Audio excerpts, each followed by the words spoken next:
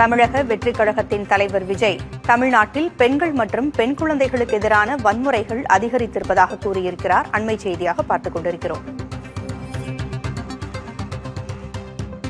நடிகர் விஜய் அரசியலில் கால் பதித்து தமிழக வெற்றிக் கழகம் என்கின்ற கட்சியை தொடங்கி முதல் மாநாட்டையும் நடத்தியிருந்தார். இந்நிலையில் தற்பொழுது பெண்களுக்கு எதிரான வன்முறைகள் அதிகரித்திருப்பதாக அறிக்கை ஒன்றை வெளியிட்டிருக்கிறார். பெண்கள் மற்றும் பெண் குழந்தைகளுக்கு எதிரான வன்முறைகள் அதிகரித்திருப்பதாக அவர் கூறியிருக்கிறார். இந்த வன்முறைகளை இரும்பு கரம் கொண்டு ஒடுக்க வேண்டும் என்றும் விஜய் கூறியிருக்கிறார். கூடுதல் விவரங்களை வழங்க செய்தியாளர் சந்தானம் இணைந்திருக்கிறார். சந்தானம், பெண்களுக்கு எதிரான வன்முறைகள் தொடர்பாக விஜய் பேசியிருக்கிறார். இது குறித்த விவரங்கள் என்ன?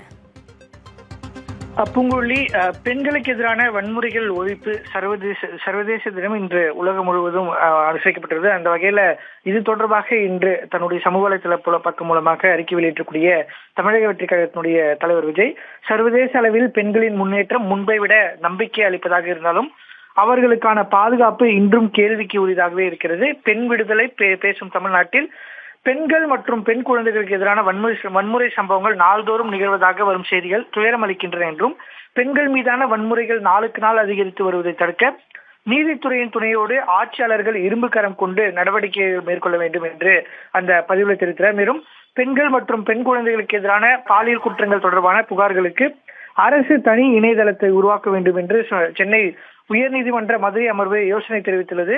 இதற்கு மதிப்பளித்து தமிழக அரசு தனி இணையதளத்தை உருவாக்கி பெண்கள் மற்றும் பெண் குழந்தைகளின் பாதுகாப்பை உறுதி செய்ய வேண்டும் என்று பெண்களுக்கு எதிரான வன்முறைகள் ஒழிப்பு சர்வதேச தினத்தில் வலியுறுத்துவதாக இந்த சமூக வலைதள மூலமாக தெரிவித்திருக்கிறார்.